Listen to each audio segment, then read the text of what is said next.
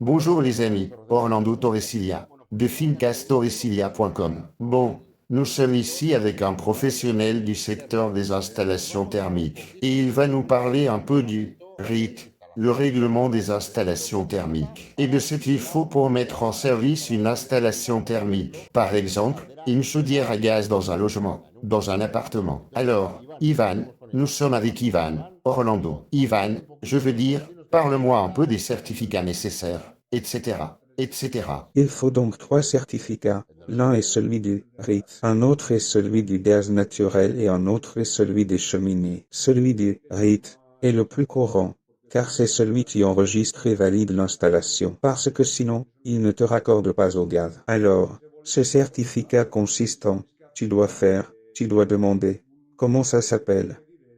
Le numéro du logement, le cadastre, Ah, la référence cadastrale. Oui, oui. la référence cadastrale, un bâtiment proche, connu de tous. Par exemple, une église, une banque, et ensuite, tu dois entrer dans l'appartement, voir si les pièces sont orientées au nord, au sud, le nombre d'éléments qu'il y a, les tuyaux, comment ils sont sectionnés. C'est-à-dire que tu dois tout dessiner sur des plans. Oui, oui, oui. C'est-à-dire que c'est très détaillé par rapport à la réalité du logement. Non. Ce document correspond à 5 autres que tu dois faire.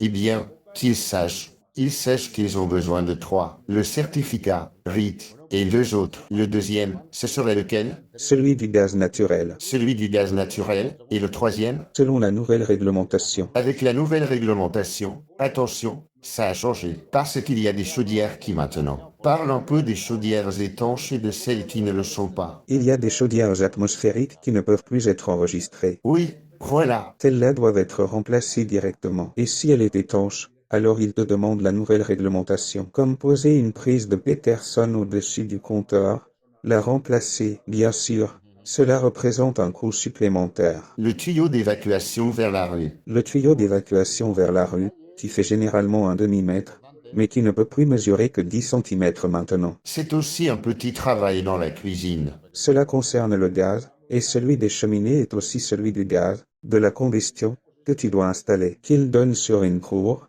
une rue principale ou sur un toit. Et tout cela doit être signé par un installateur agréé en thermique, comme ici, dans ce cas, Ivan.